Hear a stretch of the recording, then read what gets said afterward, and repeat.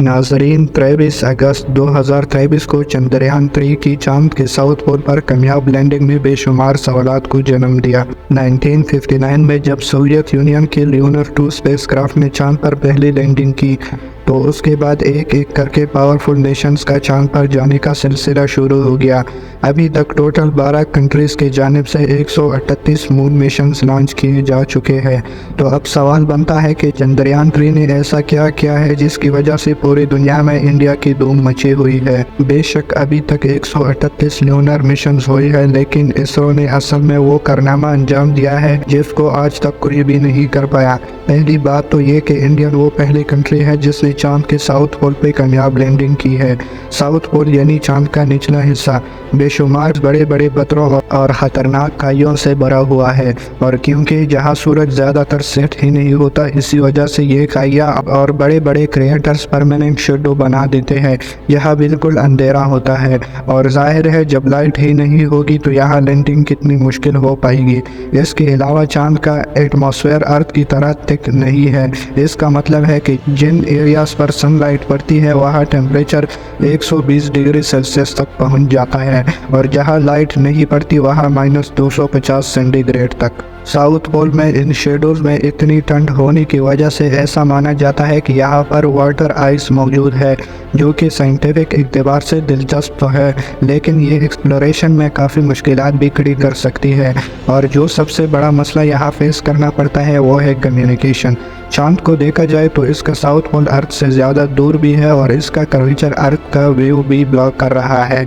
यहाँ लैंडिंग के वक्त रेडियो सिग्नल लॉस्ट होने का खदशा भी रहता है। 17 सितंबर 2019 को चंद्रयान 2 का विक्रम लैंडर चांद के साउथ पोल पे लैंड करने के लिए ऑर्बिटर से अलग हो जाता है। इसमें लगे थ्रस्टर का काम लैंडर की स्पीड को कम करना था। सब कुछ प्लान के हिसाब से चल रहा था, लेकिन चांद के सरफेस से 2100 मीटर की डिस्टेंस पर विक्रम लैंडर का अर्थ पर मौजूद इसरो टीम से कनेक्शन टूट गया। इसके बाद क्या हुआ ये किसी ने देखा तो नहीं, लेकिन एनालिसिस से ये इशारा मिलता है कि Vikram lander fine braking phase के दौरान अपने पाथ से हट गया था और ज़्यादा स्पीड से चांद के सरफेस से जाकर टकरा गया, पर इस क्रैश का अभी तक कोई सबूत नहीं मिल सका। तो अब सवाल उठता है कि साउथ पोल पर अगर स्पेसक्राफ्ट लैंडिंग के लिए इतना डिफिकल्ट है तो फिर यहाँ जाने की ज़रूरत ही क्या है। उसका सीधा साधा जवाब है फ्यूचर स्पेस मिशन के लिए अपनी मुश्किलें आसान करना। किसी भी स्पेस मिशन के लिए रॉकेट को अर्थ की ग्रेविटी से निकलना एक बहुत बड़ा मसला होता है। एक रॉकेट के साथ बूस्टर्स लगते हैं जो कि एक्स्ट्रा लिफ्ट प्रोड्यूस करते हैं। इस पूरे सर्विस में हद से ज़्यादा फ्यूल इस्तेमाल होता है। रॉकेट को लिफ्ट करने के लिए हैरत अंगेज तौर पर 5000 kg फ्यूल सिर्फ 1 सेकंड में जलता है। तो अब आप अंदाज़ा लगा लें कि जब तक रॉकेट स्पेस तक नहीं पहुंचता ये कितना फ्यूल बर्न करता होगा। इन्हीं मुश्किलात को आसान बनाने के लिए साइंसदानों के पास एक सलूशन है कि क्यों न चांद पर ही एक बेस बनाई जाए, क्योंकि चांद पर ग्रेविटी बहुत कम है, और इसी वजह से अगर वहाँ से स्पेस मिशन चलाना होगा तो कम से कम फ्यूल में ये कम हो सकता है। पर मसला ये है कि कम फ्यूल ही सही, पर चांद पर फ्यूल आएगा कहाँ से, या फिर अगर कोई बेस होगी तो इसकी रिक्वायरमेंट्स पूरी कैसे की जाएगी। जैसा कि आपने जाना है कि चांद के साउथ पोल पर वाटर आइस होने का खदशा जाहिर किया जा रहा है। अगर तो ऐसा है तो फिर पानी से ऑक्सीजन और हाइड्रोजन को अलग कर दिया जाएगा, और ये दोनों गैसेस रॉकेट में फ्यूल के तौर पर इस्तेमाल की जा सकेंगी। साथ साथ ये पानी ल्यूनर बेस पर पीने के काम में भी लिया जा सकता है। इसके अलावा ल्यूनर साउथ पोल के बारे में ख्याल है कि यहाँ पर हीलियम 3 भी मौजूद हो सकता है। ये आइसोटोप न्यूक्लियर रिएक्टर के लिए बहुत ज़्यादा ज़रूरी होता है। अगर तो यहाँ पर हीलियम 3 के रिसोर्सेज मिल गए तो ये चांद पर न्यूक्लियर रिएक्टर के जरिए एनर्जी बनाने में भी इस्तेमाल हो सकता है, और अगर इसकी क्वांटिटी ज़्यादा हुई तो उसको वापस अर्थ पर भी लिया जा सकता है, क्योंकि कुदरती तौर पर अर्थ पर हीलियम 3 बहुत रेयर है। उन्हीं सब साइंटिफिक रिसर्च के लिए तमाम पावरफुल कंट्रीज चांद पर जाना चाहती है, जिसमें इंडिया के चंद्रयान 3 ने यहाँ कामयाब लैंडिंग करके हिस्ट्री में अपना नाम दर्ज करवाया है। और हैरत की बात तो ये है कि सिर्फ 3 दिन पहले रीसेंट लूनर साउथ पोल पर क्रैश किया है।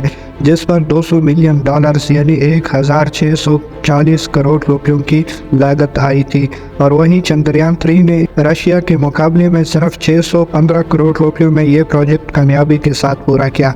लॉन्च की बात की जाए तो चंद्रयान 3 को LVM-3M4 रॉकेट के जरिए 14 जुलाई 2023 वाले दिन सतीश धवन स्पेस सेंटर से लिफ्ट किया गया। पहले 14 जुलाई से लेकर 1 अगस्त तक ये अर्थ को ही ऑर्बिट करता रहा, जिसको ऑर्बिट रेसिंग फेज कहा जाता है। इसमें स्पेसक्राफ्ट को अर्थ के गिर्द कुछ इस तरह से ऑर्बिट कराया जाता है। ये तरीका इसलिए इस्तेमाल किया जाता है ताकि स्पेसक्राफ्ट अर्थ की ग्रेविटी को इस्तेमाल करके अपनी स्पीड बहुत ज़्यादा तेज कर सके। 1 अगस्त को इसकी स्पीड अर्थ के ऑर्बिट से निकलने के लिए काफ़ी हो चुकी थी। इस मौका पर इसरो ने इसकी डायरेक्शन चांद की तरफ कर दी। पहले दिन उसने चांद के गिर्द एक बहुत बड़ा ऑर्बिट किया, जब फिर एक दिन करके ये चांद के गिर्द करीब आता गया। 17 अगस्त को विक्रम लैंडर मॉड्यूल से अलग होकर चांद के और करीब आ गया।